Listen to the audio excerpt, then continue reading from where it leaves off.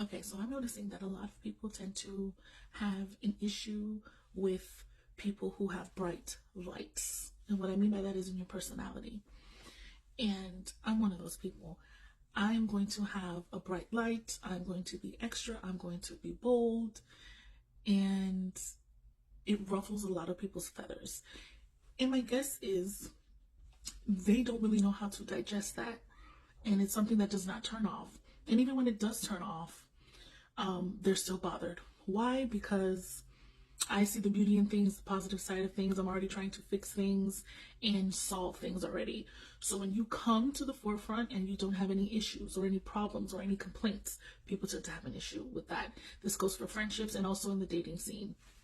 That also happens to the dating scene. The reason why I say that is people who are out there in the dating worlds, a lot of them who are serious about having connections, they have this idea that you have to come with a problem. There has to be something for me to solve.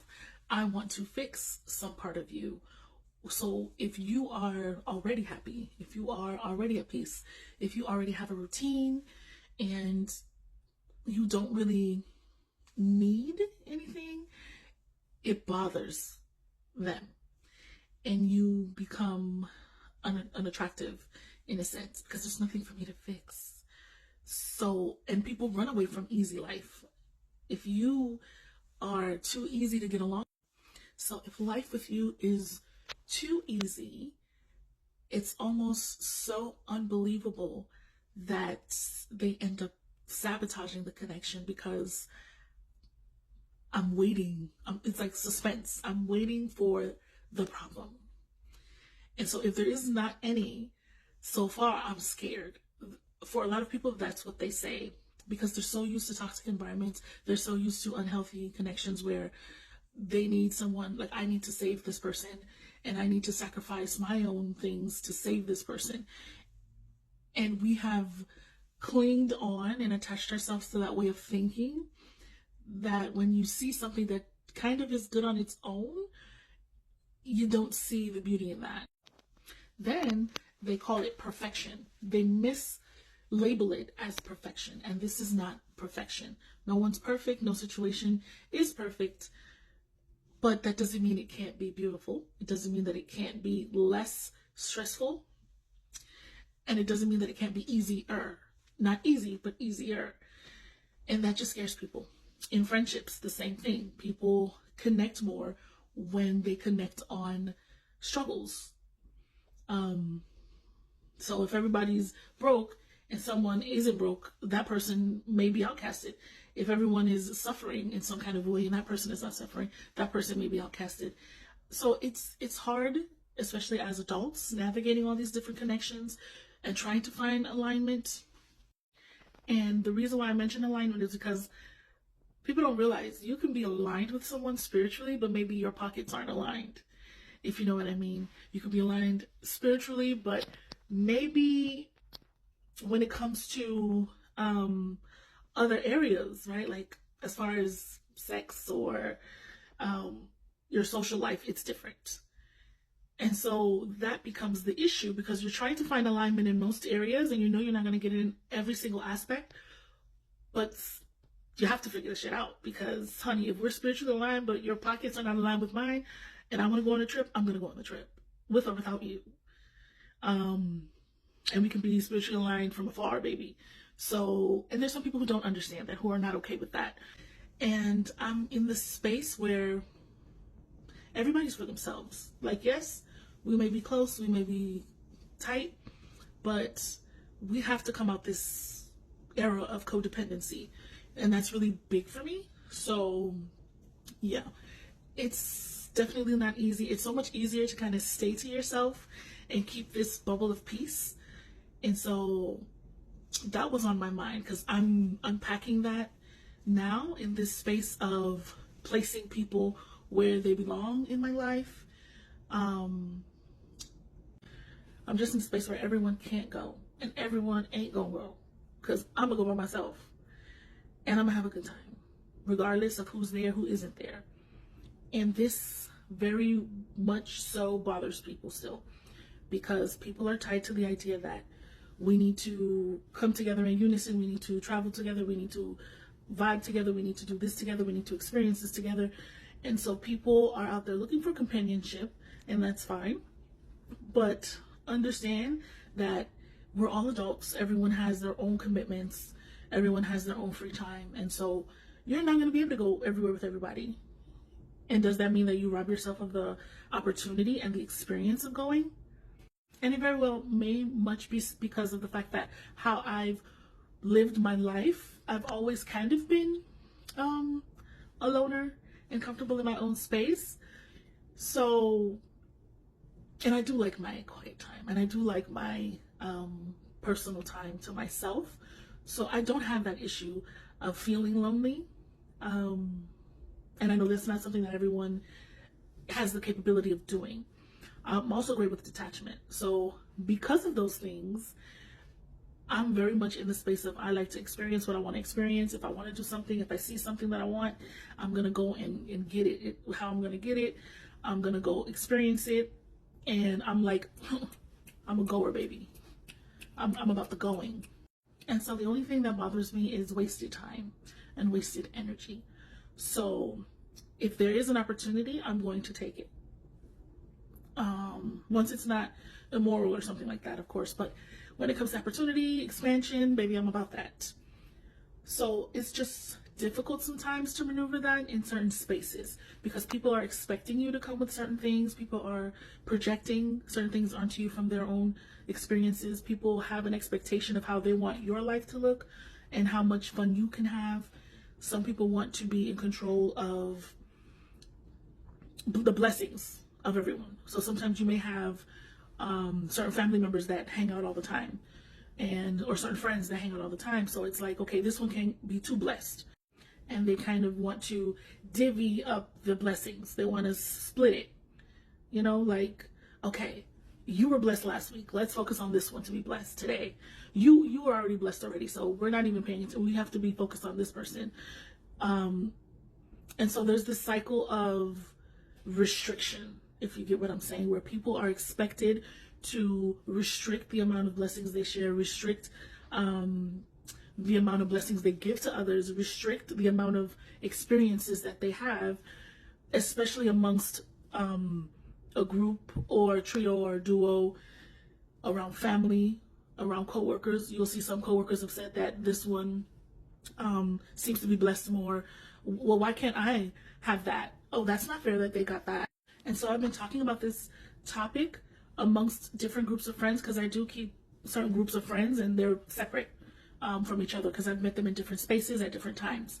Anyway, to get to the point, there's this thing going on where people are policing other people's blessings because they don't want, I feel like it's out of selfishness. It's like, I don't want you to be too blessed in my face, because then that bothers me and it triggers me, because then why don't I have that?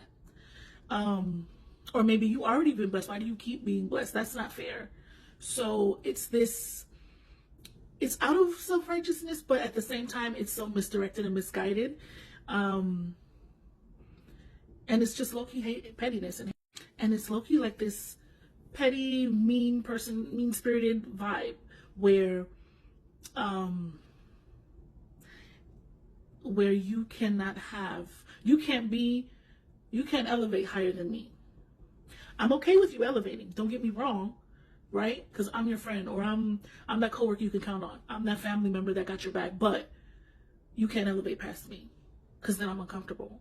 Because now that reminds me that I'm not as elevated as I thought I was, or I wanted to be. And so why you don't have no issues, why you don't have no problems, why is everything okay with you? What's wrong with you? What are you up to? What are you doing? What's the secret? Why are you sharing it with me?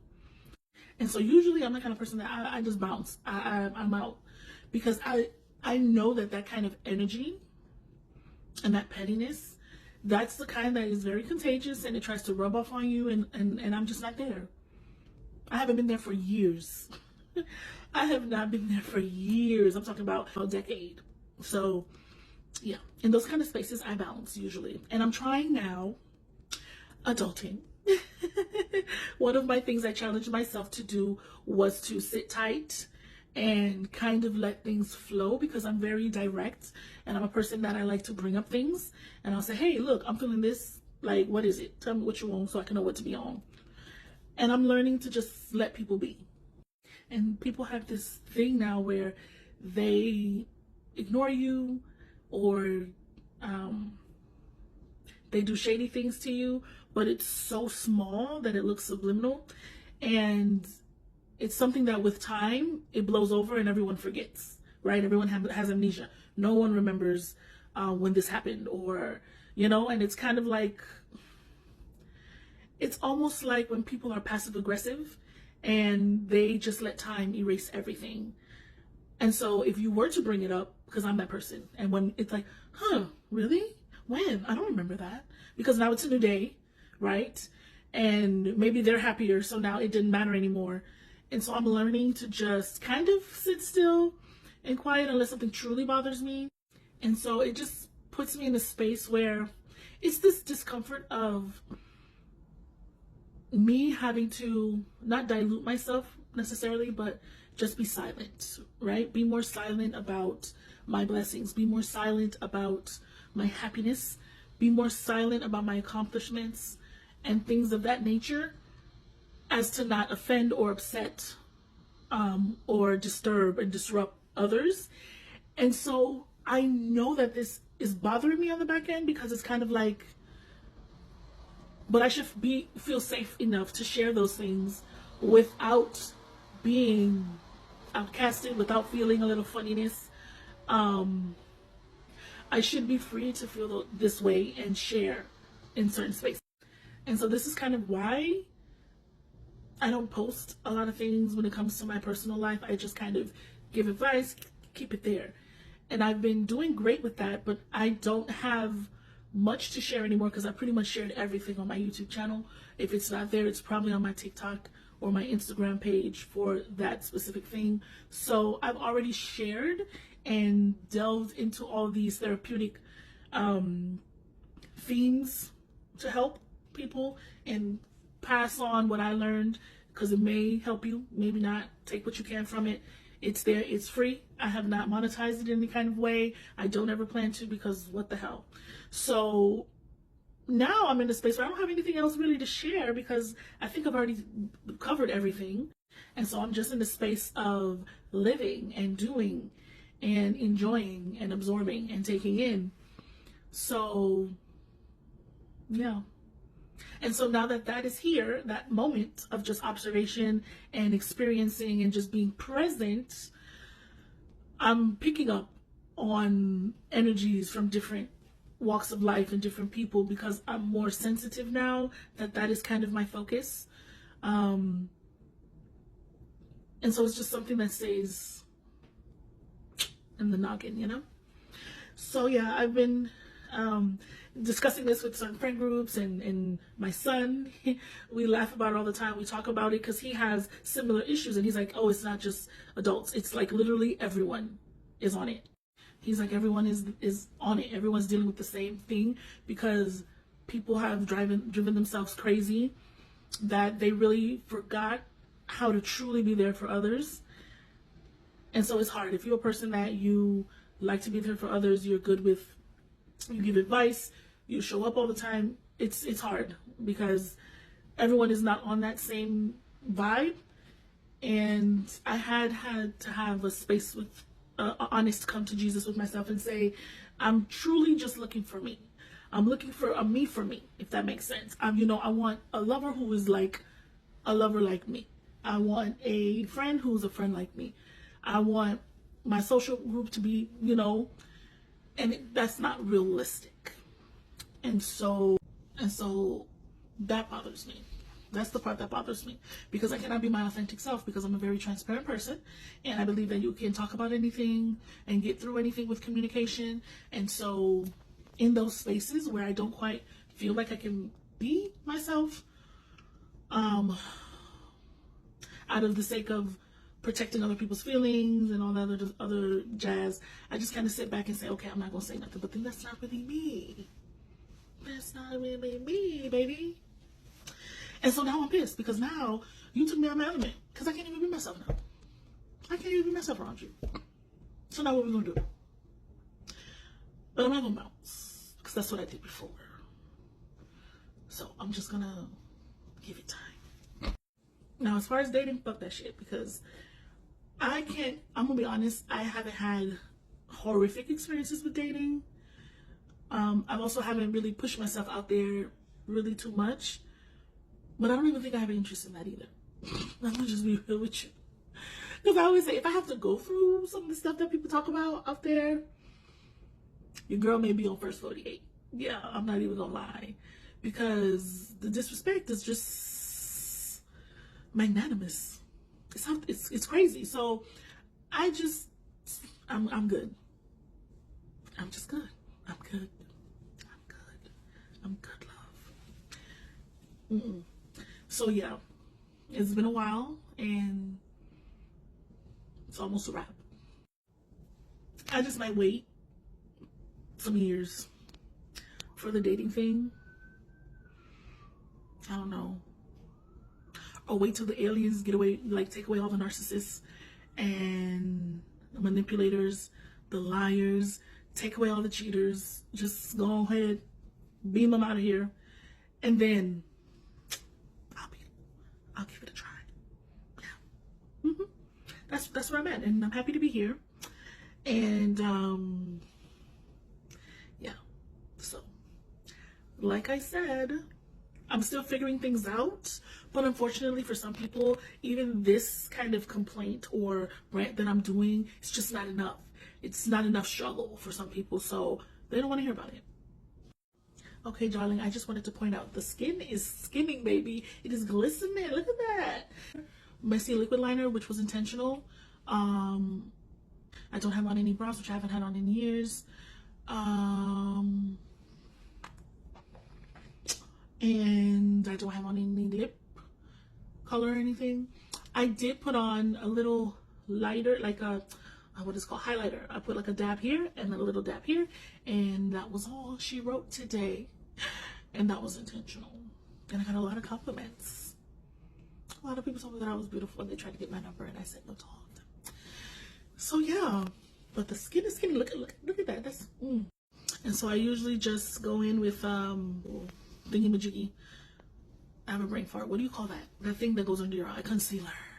I usually put a little dab. Well, it's really foundation that I use as my concealer because I'm just lazy like that. And I just do 3 dabs, bam, bam, bam. And I do a little contour, chop, chop, chop, chop. And I go on my way. And that's been my makeup routine for like the last year. Very lazy. Without any eyeliner even. I just throw lashes on. But today, I did not put on any lashes. I just did messy eyeliner. I'm so proud of myself, guys. Look at that. My bags are not bagging today, so that's kind of probably why I didn't go through all that extra trouble. But yeah, been a little lazy on the makeup routine for the last year. And so I usually, where there was usually once 6 bags under these eyes, baby, today there's only 2. 1 and 2, baby. It's not even bagging like a bag, you know? Looks more like a mini gift size bag, you know? Boom, boom. Not 6. So I got away with that today. It's looking good. I got some sleep. Shoot, I'm trying to think how I did that. But yes, anyway, I digress. Have a wonderful day, everyone.